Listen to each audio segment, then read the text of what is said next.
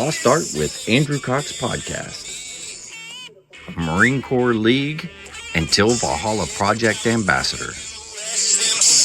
Now streaming on all major podcast platforms. Thanks for tuning in to the podcast that's given a voice to our veterans. The Lost Art with Andrew Cox.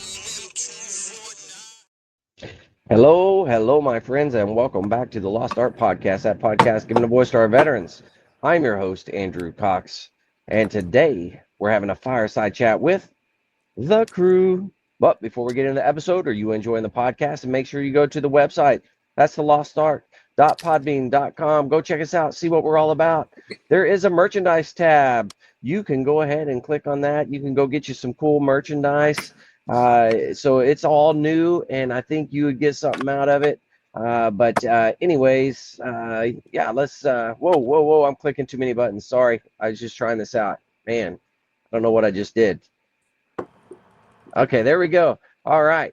I also give a big shout out to the Till Valhalla Project out there doing some amazing things. Go check them out at tillvalhallaproject.com. Also, if you're a Marine out there, an FMF sailor out there, there's a place for you once you get out. That's right. It's Marine Corps League. Go check them out. Let's get those numbers up. It's mcleague.org.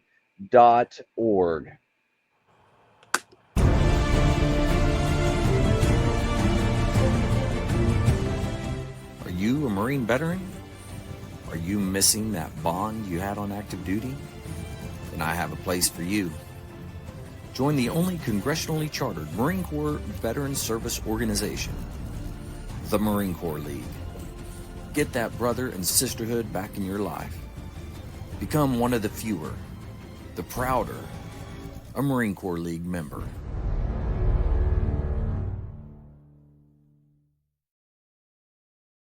All right, I got the crew here, and we're going to go ahead and go round robin.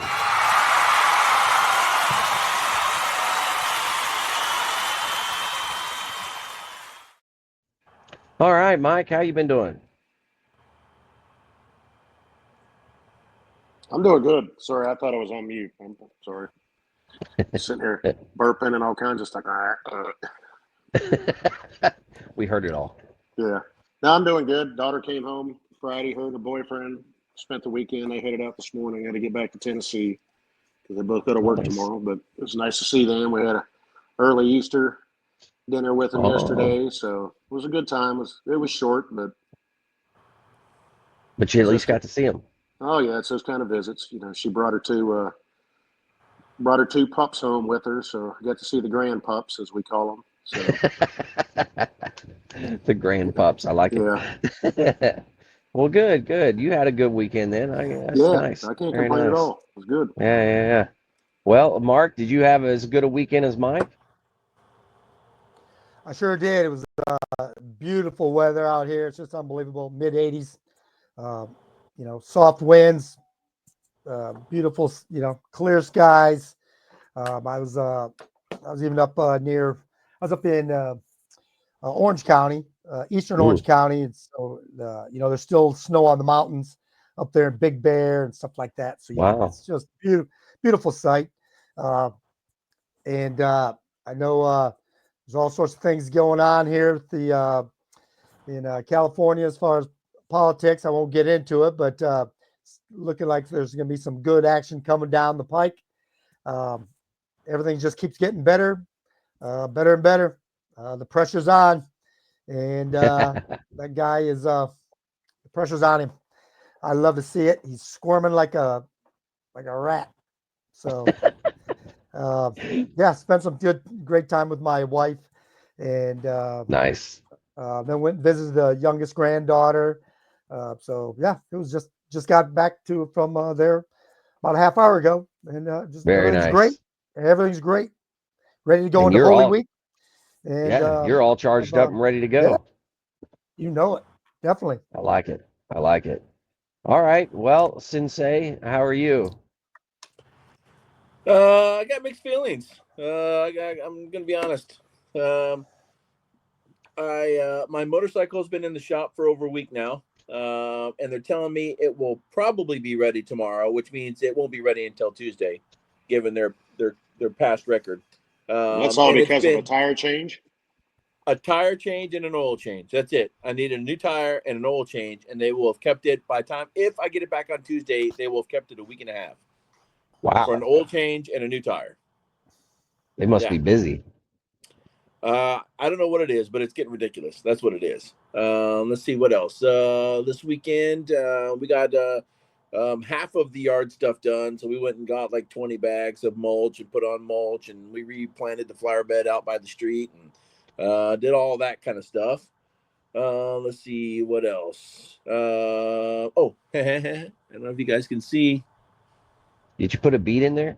I got the beads in. I got one on each side. Okay. Yeah. I thought you were going to So, braid the one in the center. I don't know if it's that long yet, but and it kind of like if I keep it pulled together, they almost kind of get hidden a little bit, so you don't see them. So it's Yeah. actually not too bad. And then today's cigar is a Nasty Fritas.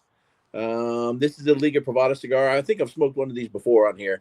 They're really nice cigar. They're real short. I don't know if you noticed that. They're in a cone. I don't know if you can tell. Is that the one that's real smoky? It is real smoky, and it also has a fold-over foot. I don't know if you can see that. A little bit. It's the wrapper that goes over, right? Yes. See the Yeah. Yep. That fold-over foot, when you light it, it basically infuses, because all the flavors in the wrapper, it infuses that wrapper flavor through the cigar. So you get a nice earthy, well, in this case, a nice earthy flavor from that fold-over wrapper. So these are wonderful cigars. I buy these a box at a time, and it takes me about 2 months to go through a box. But I love these. And the only reason I'm smoking this tonight is because I forgot it. And when I was at the cigar shop yesterday to grab any other cigars, and this is what I had with me. So, but It's a good yeah, reason. good reason. And pairing it with rum and Coke. Rum and Coke. Anything else? Yeah, I think that's about it. All right, Dan. We're on spring break this week, so I have the next week off. Yeah. Nice. Yeah. Nice. All that. So. Okay. And in other news, I had a patriotic citizen donate $15,000 to my band program. So within a couple of days of him donating it, I spent it all. Yeah. And I had it ready to go. Oh, totally. I mean, just like the Marine Corps, they tell you, well, we got some extra money. I'll spend it right now. So 3 days I had it spent, and it's all en route. And then the weird thing is that at the same time that I was spending that money, doing the research to spend that money, my piano tuner guy who owns a piano store calls me and says, hey, we have this patriotic citizen that wants to remain anonymous and donate a piano, or buy a piano and donate it to your school. And he wants you involved. He mentioned you by name. And I'm like, what? Well, I don't need an acoustic piano. I have a baby grand, and it just sits in the corner of my music room and just collecting dust. It's just wall art, I don't play it. Yeah. The choir teacher doesn't play it. And he's like, he goes, well, the numbers this person was throwing around, you could probably get a couple of electric pianos. And I'm like, okay. So I have 2 Kawai MP7s, which are nice show pianos, are en route. Hopefully I'll have all this gear done and ready so we for our concert coming up on May 2nd. So Nice. We'll see. Yeah, but like there's some steep learning curve. Like I got the email yesterday from Sweetwater saying here is the firmware update to all your programs, because I bought 2 Pod 6 pedal boards for the guitar players. They're like $500 each. And I have to download the firmware onto them to update them. And then, man, I got to figure out how to use guitar pedals so I can teach the kids how to use them. Well, I bet you know a couple of people that play guitar that you could reach out to. 1 or 2, Yeah. But over this next week while I'm here on spring break, I'm probably going to download the user manual and start doing some homework on how to turn these things on and how to punch buttons and flanges and reverbs and distortion and expression pedals and wah-wahs and blah, blah, blah, blah. Oh, it's great. It's going to be a great week. I can tell.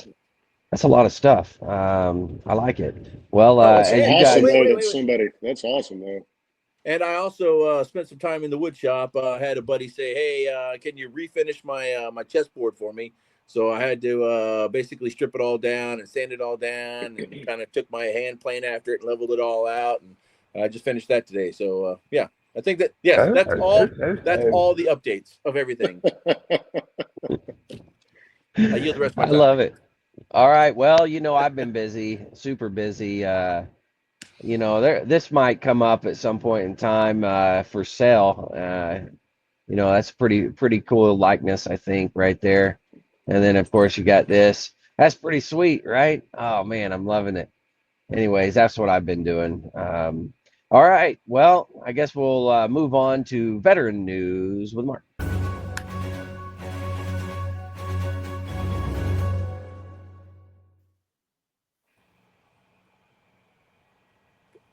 Well, of course, again, I failed again. I did not get another organization to look at.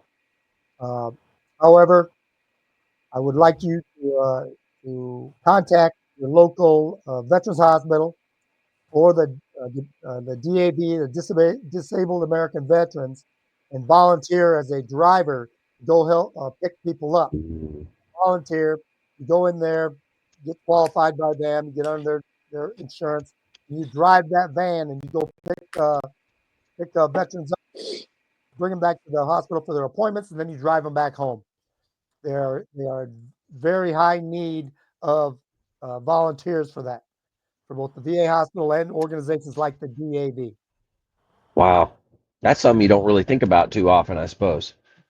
No, you don't, and it's one of the things that when I started my process with the VA claim, I went through the DAV. That was my veteran service officer through the DAV, and that's one of the things they really asked about every time. Can you volunteer? Can you volunteer? It works out perfectly for a lot of people because it's early. You got to go. You got a bus route basically. You go pick people up, and after they call in and make their appointments and schedule their ride, and you go pick them up, and then you're responsible for taking them back home too at the end of the day. Wow. So it's very important because elderly veterans, they're not driving, so Yeah. limited resources. They're going to have to Uber there or taxi or something like that, and they just can't do it. Which is not cheap. It's not cheap. It's not a viable option. But the option is that the VA hospital and the organizations like the DAV still have these volunteer bus drivers. So if you've got they the have time, they have the they have the bus. vehicles. You're just volunteering to drive it. Okay. They sure do. Yes. That's a good deal. So give of yourself. Give of your time. Make a point to go out, assist an elderly veteran. Yeah. Yeah, that's a good that's good. I like that. There needs to be more volunteering and going out and doing those types of things for sure. I don't know if Mark is frozen on me. Is he frozen for you? Oh, Yeah, he he's just moving unfroze. now. You're unfrozen now. Sorry, you froze for a second. You must have made it back I to lost base. something. I lost contact. Well, we were just saying how the whole volunteer thing, that's an aspect that we need to start doing more of, especially as a veteran community. All right. Yes. Yeah, we hear you. Do you hear us? Testing 1, 2, 3, 4. And he's gone. Well, we're going to go to military news with Vic.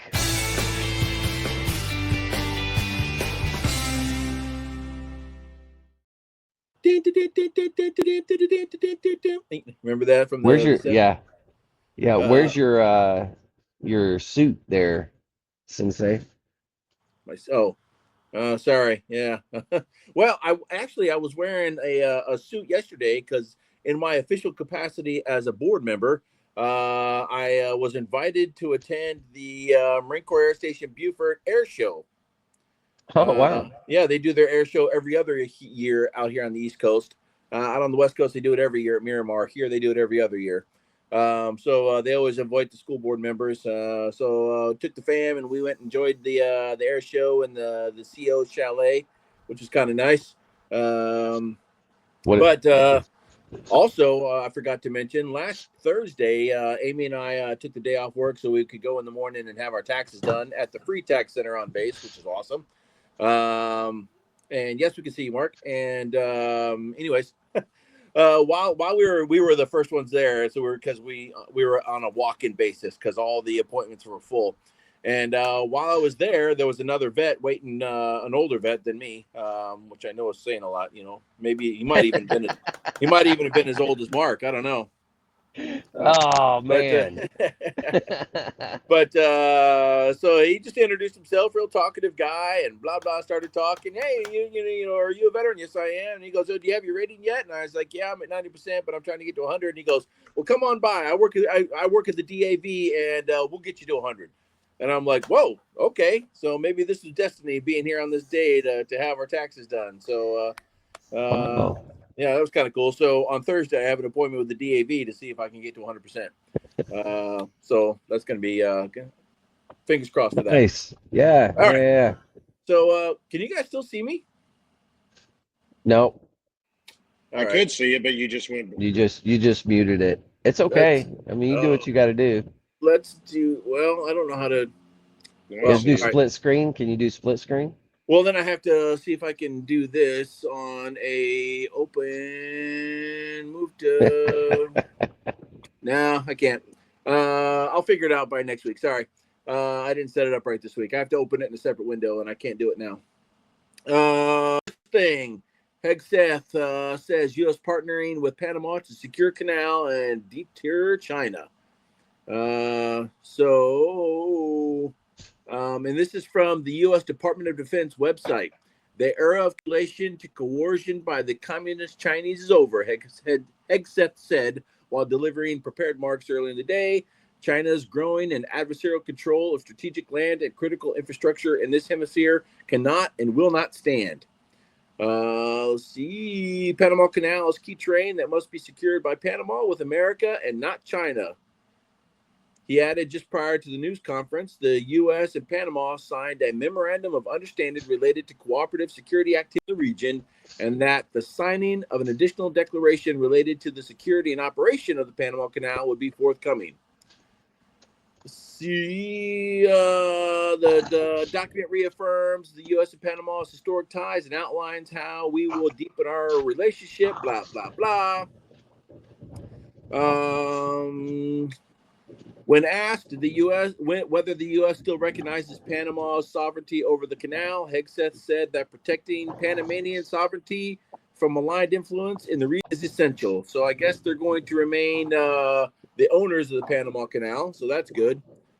Okay. And let's see, on to the next one.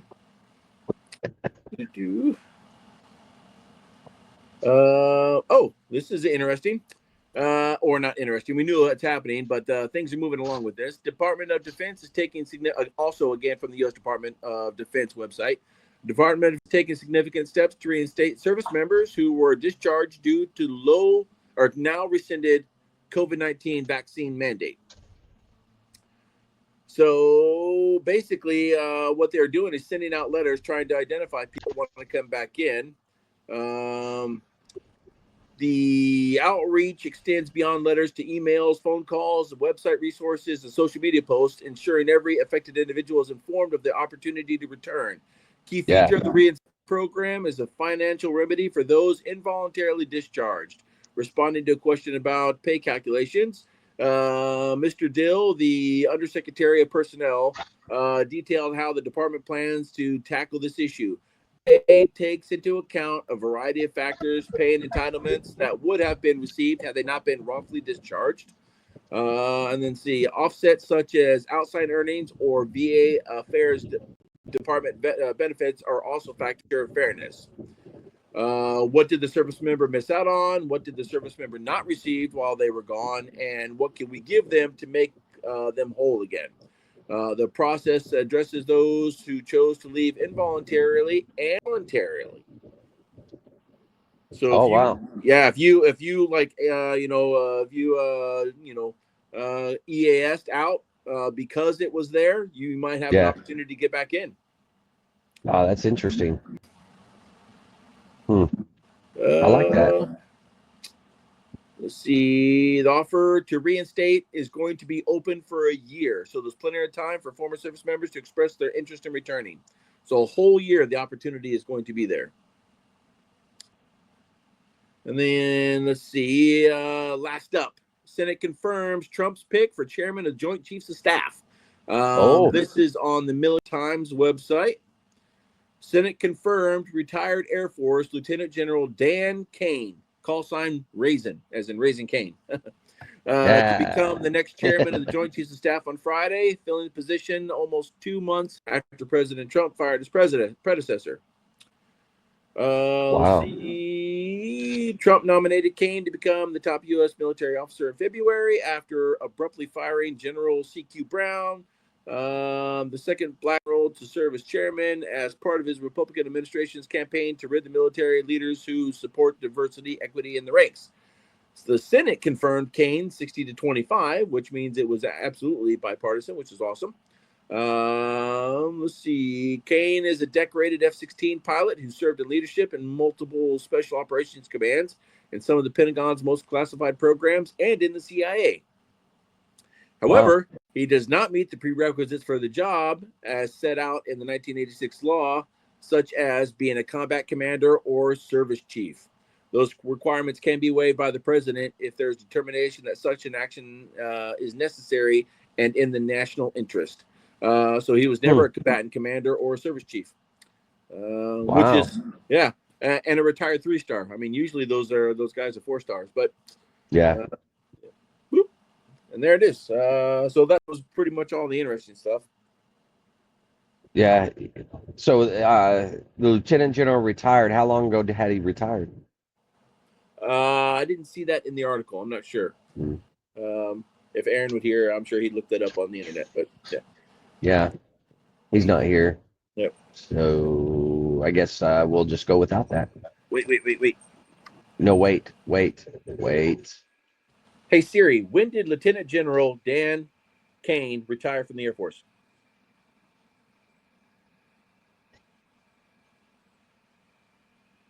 Siri's taking her time. So Siri's like, am I on camera? I'm not going to tell you. Okay. Siri says screw you. So never mind. Yeah, that sounds right. That's how Siri works for me all the time. Hey, to go back to the COVID thing, how many people did you guys know that got separated because of that? I see at the schoolhouse when I was there, I'd say there were about 5 or so that ended up getting out, something like that. Voluntarily or got kicked out? Some were voluntary, but the basic students it wasn't. They, sent up the waiver, did their thing, and they didn't get it. And then I knew a couple others that had done it out in the fleet and got out. I had one individual on the podcast who talked about that before. I'd be curious. I don't know if I'm still on here. Can y'all hear me? Yes, you're still here. I could hear you. You're a little garbled, but I apologize. I'm gonna take this off. Yeah, it's normal. I know. Anyways, what I was saying was she came on the podcast and talked about having to get out.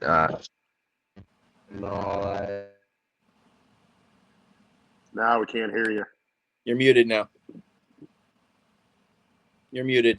I had to take my earphones out. I apologize. Yes, the girl that came on talked about her experience and how her experience getting out on that, which was not a good experience. And I can only imagine. Said she would not come back in. Well, that's my ultimate question: is how many of those people would be willing to come back? I had to kick out one when I was before I retired from Paris Island. We kicked out one. Okay. And I knew 2 that were about to get kicked out, but they decided to retire. Yeah. I waited as long as I possibly could until the colonel was like, okay, it's time. You got to go get your shot. And I was like, okay. So, I did the same thing. I waited until like the very last day they could get the shot, and then a month later get the shot without being kicked out. Yeah. Yep. I would. I think it was October 22nd. Oh, you got When the I- date. Of Nice. what year? Yeah, 2020? I remember it because I did not want it because you had to have both the second shot by November 22nd. Yeah. Did Yeah. you get both of them? Yep. Was that in 2020 or 21? 21, I think, or 22. I don't know. I don't know when they said it was mandatory. I think it's 21. 21. Yeah, Yeah. I think it's 21. Mm. Well, it's just one of those odd things. It's, all these other vaccines are mandatory and everybody got them. And then, this one was so controversial at that point. So, I mean, I Well, don't there's know. been a lot of side effects that's come out from it. Yeah. So, it's kind of crazy. I Well, wonder there's how boosters out there still. Have any of you got the booster to the booster? No, I haven't either. No, I'm not doing it. No. No more. No more.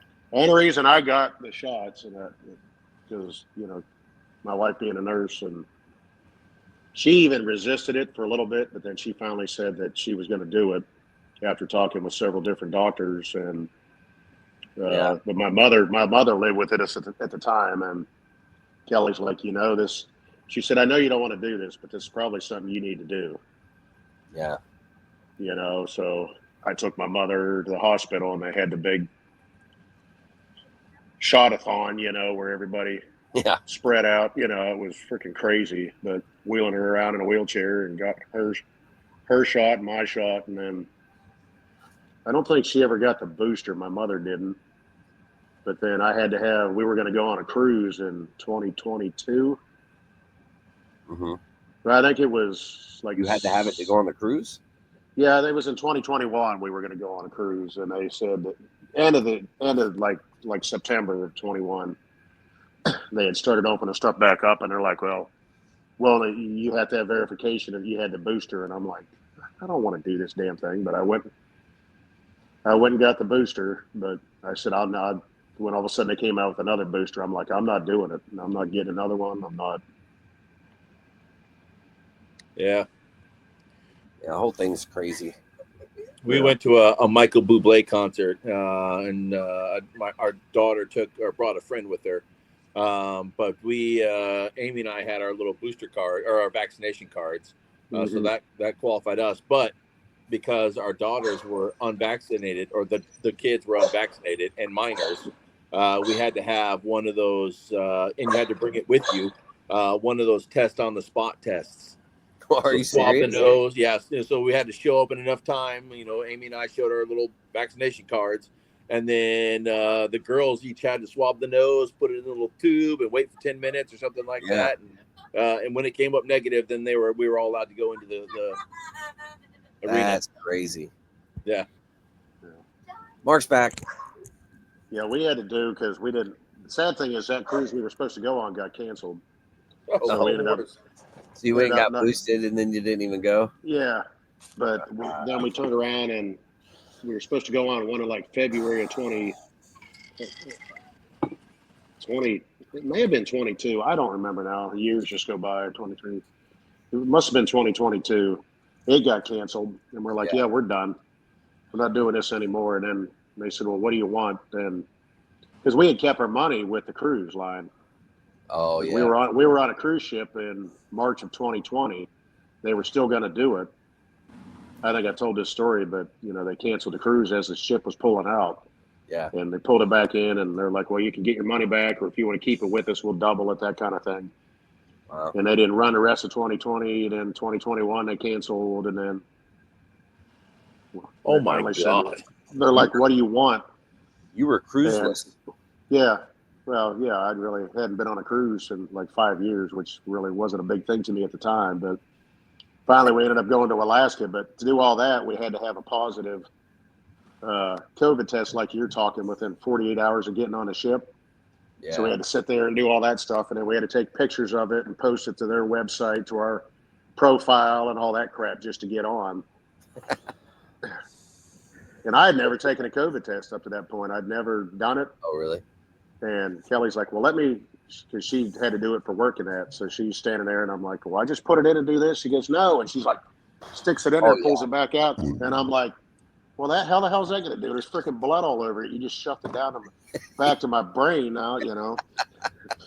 You had brain matter come out with it.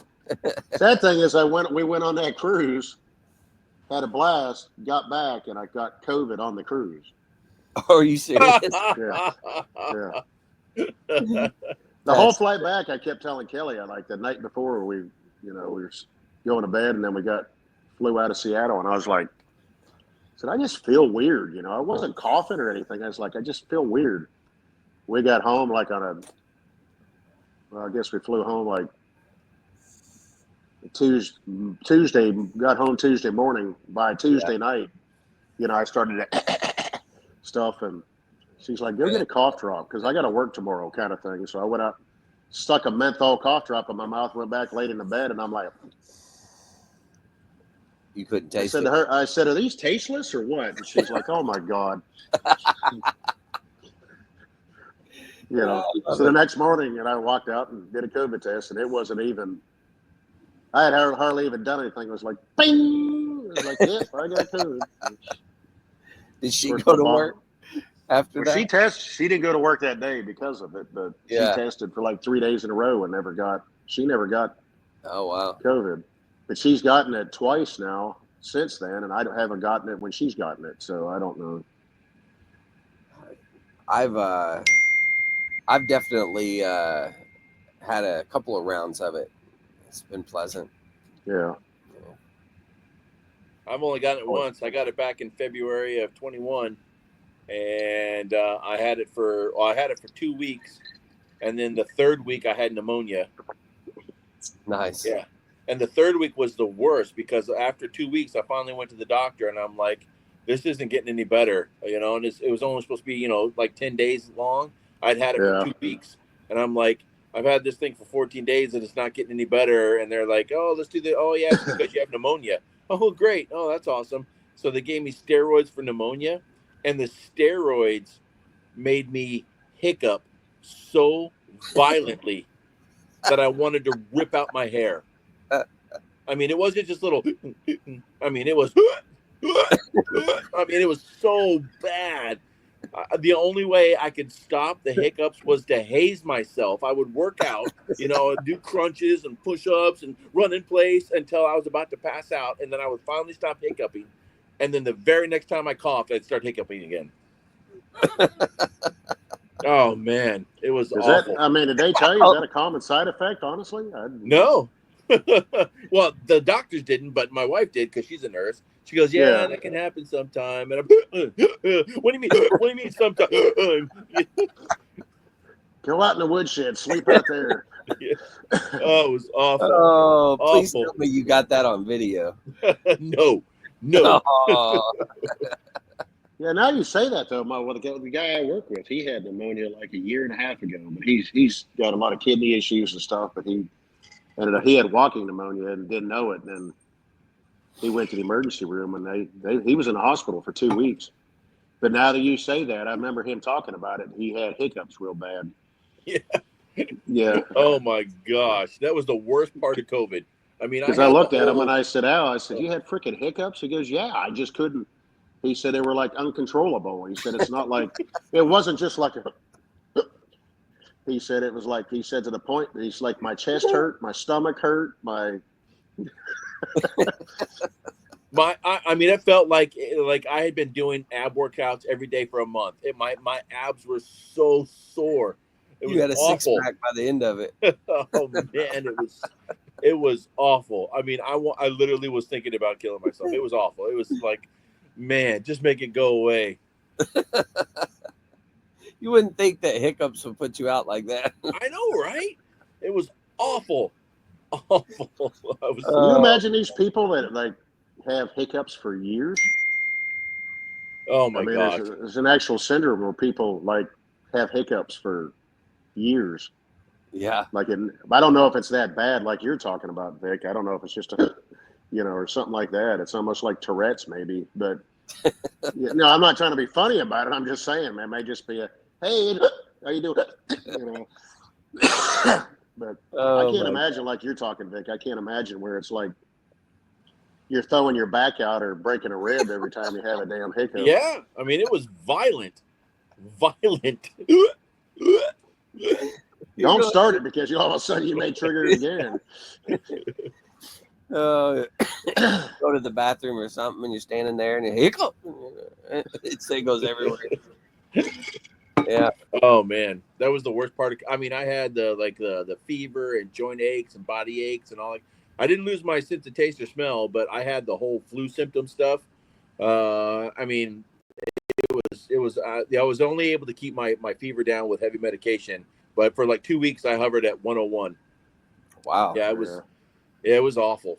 It was awful. And then I swear I've had it since, but because I've done that same thing all of a sudden for like 4 days straight. I wake up in the middle of the night just sweating like crazy, and and Kelly's like, "You probably have COVID," and I was like, well, "If I don't test for it, I ain't got it." It's one of those. She goes, "Well, that's a great way to look at it," and I was like, "Well, it's only cheating if you're caught." Yeah. It's only COVID if you're tested. Yeah. But I even know in the when it was the worst here in Georgia, because my boss is like, stay home for 2 weeks unless absolutely needed. So I was out in the garage building shelves and trying to sort through stuff and organize, and then finally he's like, "Hey, you got to go back to work." I'm like, "All right." But, I walk in these packing sheds in the area because that's who I deal with is produce farmers and stuff. But they use, primarily, their labor force are immigrant workers. Mm-hmm. But I'm walking in there, and he goes, "You go in there, you got an N95 on, you got a mask, hand sanitizer, stuff like that. Try to distance yourself from people, but you can't. There's no way you can.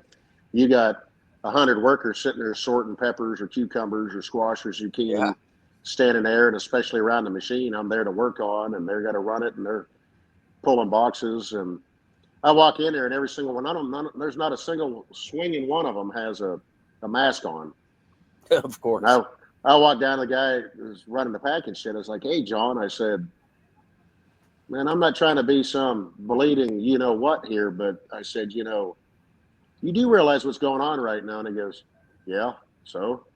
He goes, "Why do you think I'm clear over here?" And I'm like, "Okay, well, he goes, "It's an open air shed." I said, "Yeah, but you got 100 workers standing here." I said, "How many have it?" He said, "Oh, in the last 2 weeks, I've had 25 or something like that. And they're handling all the food and yeah." And I'm like, "And they're here working?" He goes, "Yeah." No wonder I got COVID. It's like that's why they tell you to wash your produce.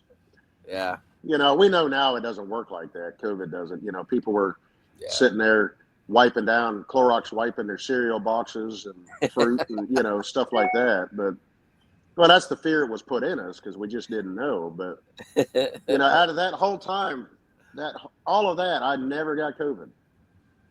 Wow. And it used to scare me, and I used to tell Kelly, I was like, I got to come home to Mom, and she's 80 some years old, and she never got COVID until she went to nursing home. She went to nursing home. She had it 3 times. No kidding. Wow. Yeah. So, but the whole time she was here, Kelly would get home in the morning, she's a labor and delivery nurse. Mm-hmm. But, everybody's sitting there like, "Oh, well, you didn't have to deal with COVID." And she goes, "What, pregnant women don't get COVID?"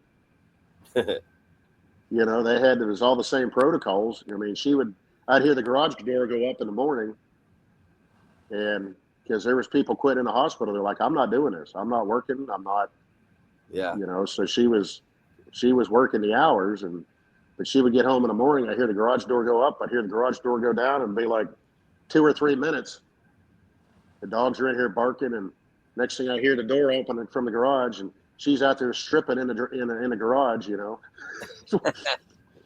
walking in the house butt naked straight into the laundry room with the washer, and I hear the washer, and the Lysol sanitizer stuff in it, that sanitizer wash, and grief.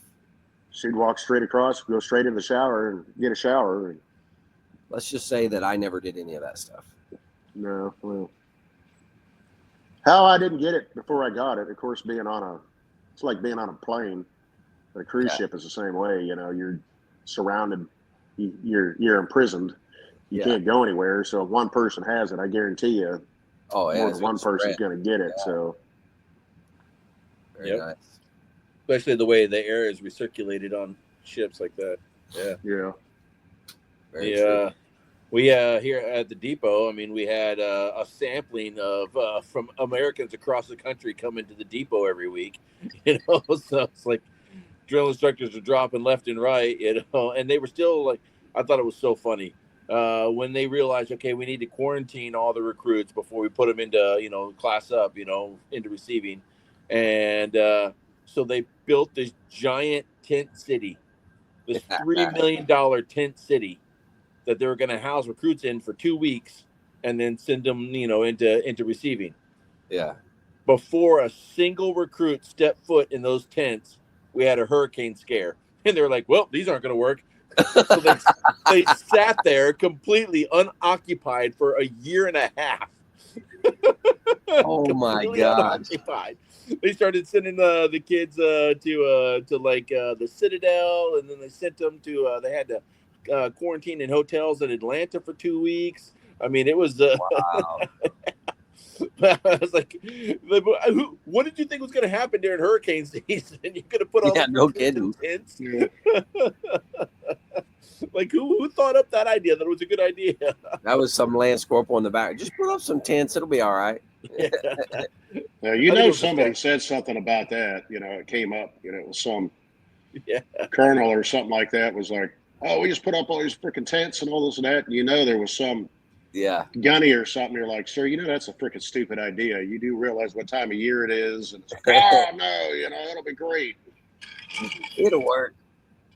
So my nephew almost went through recruit training.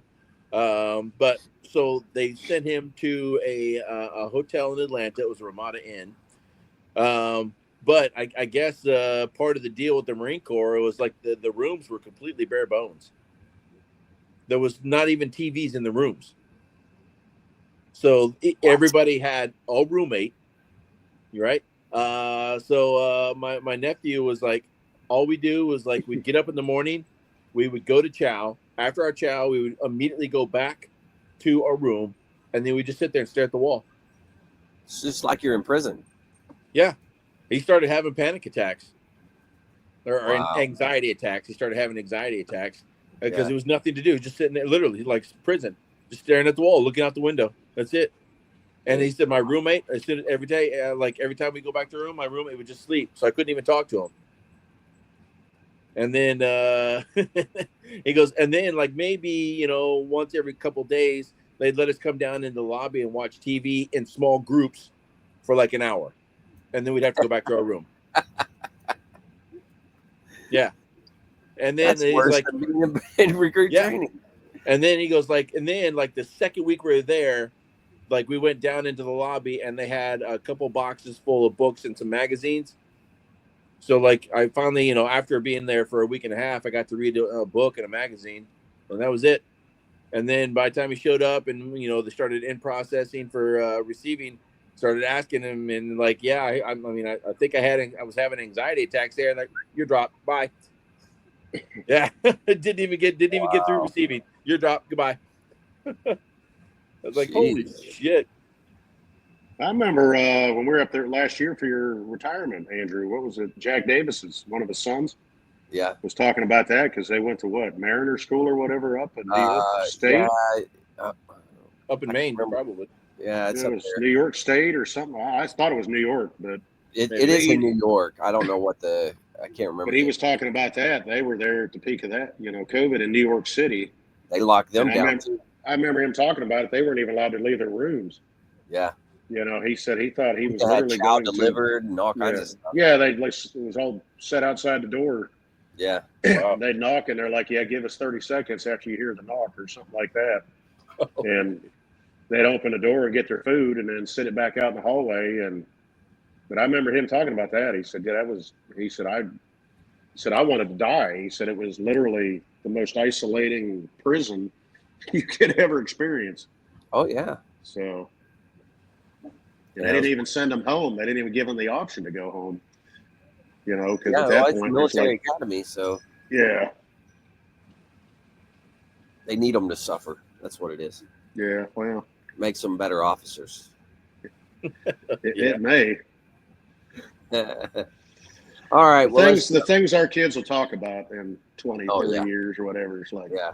the great pandemic of 2020. I love it.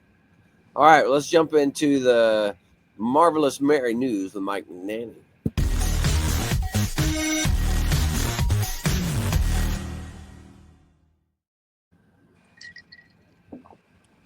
Dun, da-da-dun, da-da-dun, da-da-dun, da-da-dun. I don't see your cape. Oh, sorry. Scented cleaners. Yeah, got to keep them fresh. Yep. This one I got is a free service that finds lost pets. It has already reunited 40,000 animals using QR codes in a network of 1 million people. Holy crap. So there's already an Amber Alert for children now. One entrepreneur has asked, why isn't there one Amber Alert for pets? That's how Fido Alert was born, using a technology, a QR code, and Sims texting, SMS. I call it Sims, but I guess it's SMS. Texting, it's alert for animals, and the best part is it's free. The Pet Alert Network currently has over 1 million members across 50 states with 1.5 million pets registered under its care. Wow. 40,000 pets have been reunited with owners using a unique Fido ID and QR tag system. When a pet goes missing, an owner can trigger an alert to anyone within a few miles of the pet's last known location. If a lost pet is found, the animal's QR code can be scanned, which triggers a notification delivered to the owner in up to 10 emergency contacts. The SMS-based alert system, which the company uses privacy-protected contact information, means no app is required to download by the user. Every owner who registers at the website gets a free pet tag with a QR code and a unique pet ID that comes with the ability to be notified when their pet is found, even if they are unaware of the pet's absence to begin with. Huh. He said, I wanted to create a product as part of a social mission where we found make it free to every pet owner, says the founder, John Bradford. My hope is that every pet owner in the United States and America signs up for Fido Alert. So if the unthinkable happens, there will be another layer of protection so pet owners can be reunited. And it has a list of people saying, I got the free tags to set up my account almost a year later, completely free. A few months back, our dog snuck out of our yard, and before I even knew he was missing, I got a text from Fido Alert that my dog had been found and sent me a phone number to call to pick him up. Wow. The other one says, I got my tag a long time ago, and my large dog broke out of his steel chain, and thanks to Fido Alert was found, said Elizabeth Heeman. The service is literally a lifesaver, and the amazing thing is it's absolutely free. Dang. Yeah, that's pretty neat. Yeah. But you can download it, establish a user profile. You add emergency contacts, so you can have yours, like family members, parents, stuff like that. They do require you add photos of your pets, so there can be proper identification, so there's no misidentification. So the profile exists in the background until it is needed to send an alert for a missing pet. When the alert is triggered, an SMS text is sent to any network members within close proximity to the pet's last location. So there's also a free service that works for cats also. That was pretty neat. That is really cool. And it's just a tag that you put on the collar or something. Yeah, it's just a dog tag. They put their name on it. It may have an address, but it's got a little QR code laser engraved into it. There's other tags out there, like my daughter has some on her dogs, but they're like a silicone tag. But on the back is a QR code that you can scan it. But I don't think that's free. But well, she should do the free one. Yeah. Although she's probably already paid for the other one, so you might as well. Yeah, I'm sure she has. But that's the amazing thing is it's actually free. Somebody's got to pay for it. Somebody came up with the idea and says, why don't we do this? So it's crazy. And they didn't even, do it for money. They just because it needs to be done. 40,000 dogs since its inception, so that's pretty neat. How many of those dogs are repeats? Yeah. Yeah. I didn't think about that. Yeah. Half of them are repeats. Yeah. It's like, hey, man, you need to do something about your dog because it's like the 10th time this month that dog's gotten out. Either that dog's really smart or you just don't care. Yeah. Wow. Yeah. Makes sense. I thought it was a neat story. It wasn't an amazing feel-good story, but I was looking at another one, but I decided not to do it. So. Okay. Well, you guys got. We lost Mark finally. He's gone. He gave up. He gave up. They were out to get him, he said, and he gave up. So, it happens. Yeah. Yeah. So how's a cigar? To Mark. Yeah, let's hear It about hasn't happened in a while though. Yeah. The cigar is good. Like I said, these are Nasty Fritas. I've smoked. I know I've rated one on the show before. The reason it's so smoky that Andrew brought up earlier is because the oils in the cigar are kind of high. So the oil in the wrapper makes it really smoky, and if you're in the right light, the smoke is almost has a blue hue to it. But you can let's see if I can do this.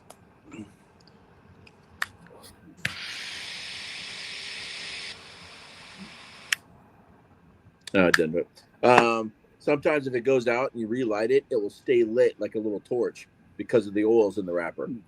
Yeah, so it's a real oily cigar, which means it has a lot of flavor. It's a real earthy flavor, almost like the like churned up dirt, fresh dirt kind of thing, which I really enjoy. But it's not a strong cigar. It's not peppery or any. It's just a nice smooth cigar. I definitely give it a yeah. It's one of those. Whoa! It's like my favorite cigar. That's why I buy them by the box. If we haven't even seen that part of the scale. It's usually that. Yeah. But and this is the best part.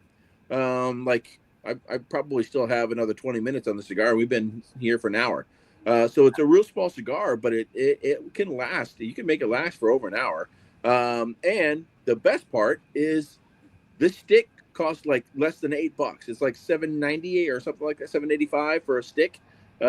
Which is a nice economy smoke. It's a good quality cigar. It's a great flavor, and it's a great price. And what is the name of it again? It's the manufacturer is Liga Privada, and the cigar is a Nasty Fritas, Fritas, Fritas, Nasty Frita, Nasty Fritas. And it's called a fold over in the end because the wrapper folds over. Yep, it's a fold over foot because it folds over. Usually when you see a cigar, it's cut clean on the end, but this one they wrap the excess over the foot to give it even a little bit more flavor as you're smoking it. So it's not a circumcised cigar. No, it is not. You kind of have to peel it back when you're smoking it. Or burn it. I didn't go that far with it, but we went there. Yeah. That's why I clicked not for kids. That's good. I didn't say anything nasty. Huh? Fritas, Nasty dirty. Fritas. You said Nasty Fritas.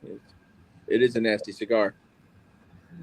It's a nasty Fritas. So. Yeah, I was looking at cigars at our liquor store here in town because they opened up like last June. Mm-hmm. They've got a big walk-in humidor, and I was in there the other day, and I honestly don't know what to pick. I have no idea. I'm sitting there looking. So now when I go in there the next time, I'm going to look for Nasty Fritas. Yeah. So you can ask them for Liga Privada. Liga Privada. Liga Privada. I think Liga Privada is a Drew Estates cigar. So manufacturers have they're an umbrella. So like Drew Estates, they make several brands of cigars, and to include Liga Privada. And then under Liga Privada, you have different, cigars. But Liga Privada, how they market their cigars is a little aggressive. You have to have so many thousands of dollars of product facing in your humidor. Yeah, that kind of stuff. So it's and that's common. It's common, but Liga Privada is up there among the higher ones. Like most cigars will say you only have to have like $1,000 in facing product. I don't quote me on this, but I think our last cigar manager said that Liga Privada wanted $40,000 of product facing.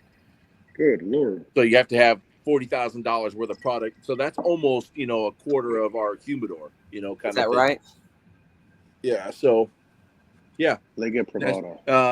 It's FRIDAS. DAF? DAS. S. Foxtrot, Right. Romeo, India, Delta, Alpha, Sierra. FRIDAS. Yes. Yeah, next time I walk in there in a couple of weeks, I'll be like, "You got any of them there nasty Fritos?" Yes. But they have the number 9, the T52s, the H99. Yes, that's it. All three of those are good cigars also. Nice. I'm digging it. All right. Well, and you gave that one, what was it? Yeah. That's the top of the scale so far. Yeah. Well, I've got to, if I can find them again, probably the best cigar that I've ever smoked was a CAO. What was it called? Amazon Basin cigar. Okay. And that's my favorite cigar that I've smoked of all time now. It had such a unique flavor. I can't even use words to describe it. But it was amazing. It was an amazing cigar. And I don't know that I'll ever see one ever again. And when I got it, I only got one, and I kind of kicked myself. I mean, they were a little expensive. I think they were like $40 each. But next time I see any, I'm gonna buy as many as I can find if I ever see them ever again. Because it's so like it's grown along the Amazon River, in the Amazon basin, but it's not traditional tobacco fields, because you have the rainforest canopy over the Amazon River, right?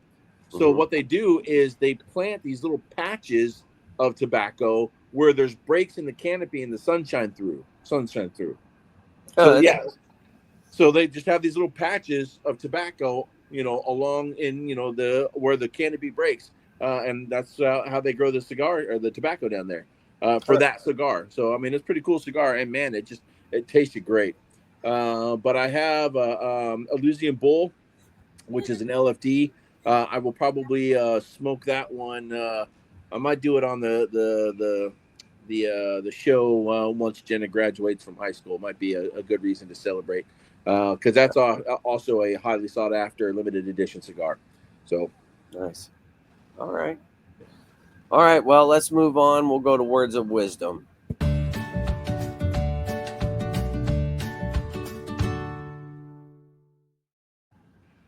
All right. Who wants to go first? I got a bunch of here that are all. I mean, we didn't really have any topics that kind of jumped out as far as. Let's see. Okay. Wait a minute. Wait. Wait. Almost. How about be proud of yourself for passing your hardest moments alone while everybody thought you were fine? Yeah, that's good. Yeah, that was really good. All right, Mike, you got anything? I had one. I had it pulled up, but I lost it now. I'm trying to find. Oh, you're lost? Yeah, I've been there. I'll do this one. I saw this one the other day.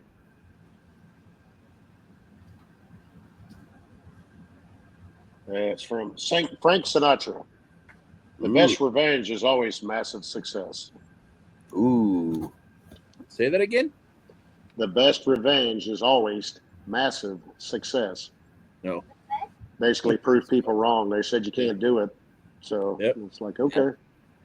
I did it my way. I love it. Here's another good one. People who feel good about themselves make other people feel good too.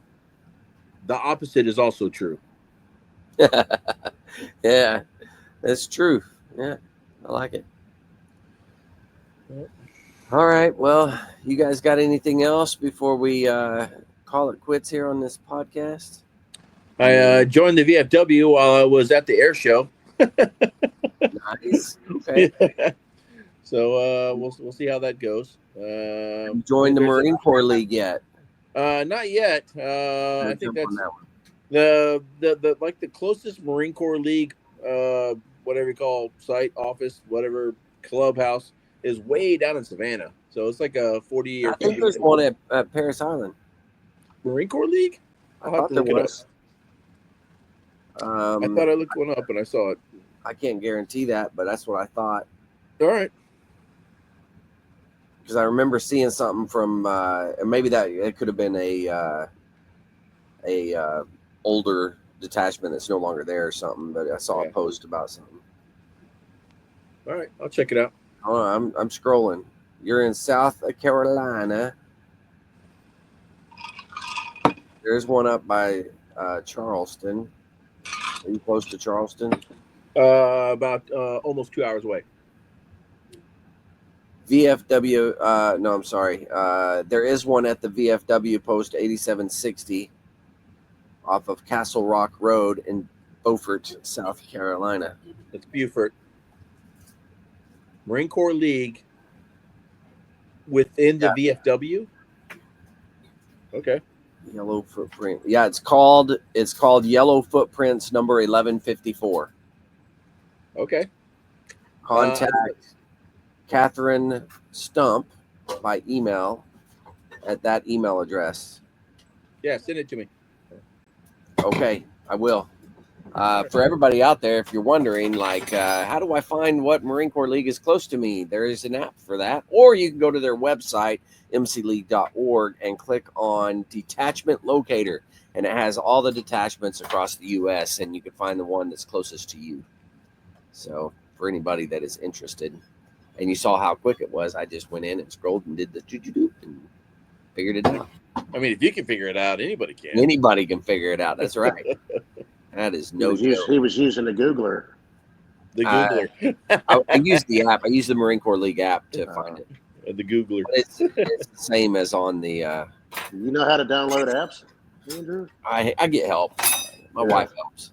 Whatever. You have your kids do it for you. Yeah. Yeah, it's pretty bad when my son-in-law, well, he might as well just be my son-in-law, but my daughter's boyfriend and daughter were home. They got here about 10 o'clock Friday night, but Saturday morning, got up. They were down here about 8 o'clock. I was cooking cinnamon rolls and bacon and stuff, and he goes, is it okay if I turn the TV on? I was like, Jake, you don't have to ask me to turn the damn TV on. He wanted to watch the Masters because he's a big golfer in Augusta. So he turned the TV on, and I said, I do have a favor. I said, man, I spent 2 hours the other night because we got a new TV right before Christmas, new Samsung TV in the living room. And I said, I can't, for the life of me, like the Vizio we had, I could go in and download apps. Like if you want to stream like Paramount Plus or, stuff like that. I said, I spent 2 damn hours, man. I can't for the life of me. Because he was trying to pull up YouTube TV. And he goes, yeah, it's not showing YouTube TV either. But he goes, well, it's right there. And I was like, what do you mean it's right there? He said, well, you have to go in a search and actually type in Paramount Plus. And I was like, okay, jerk. I was like, I got you. I said, I already did that. He goes, oh, I know you did, Mike. I was just saying it wasn't right there when I first. I was like, yeah, That's like me when I was, at the School of Music, trying to do something on the computer, and I'm like, this ain't working. So I'd yell, "Get me a Lance Corporal!" The closest Lance Corporal would come in. I'm like, how do you do this? They'd like push 2 buttons and it'd be done. I'm like, oh, I hate you right now. I'm like, get out. They're doing keyboard shortcuts and crap, and it's like, what the hell did you just press? Yeah, I got nothing. I don't know how to do all that stuff. I'm getting a little bit better with this program we're utilizing right now. So yeah, not great, but I'm better. All right. Never give up. Never give up. That's right. Never give up. Well, we can go ahead and conclude this one here. But guys, thanks for coming on and doing this. I really appreciate that you guys come on and do this with me.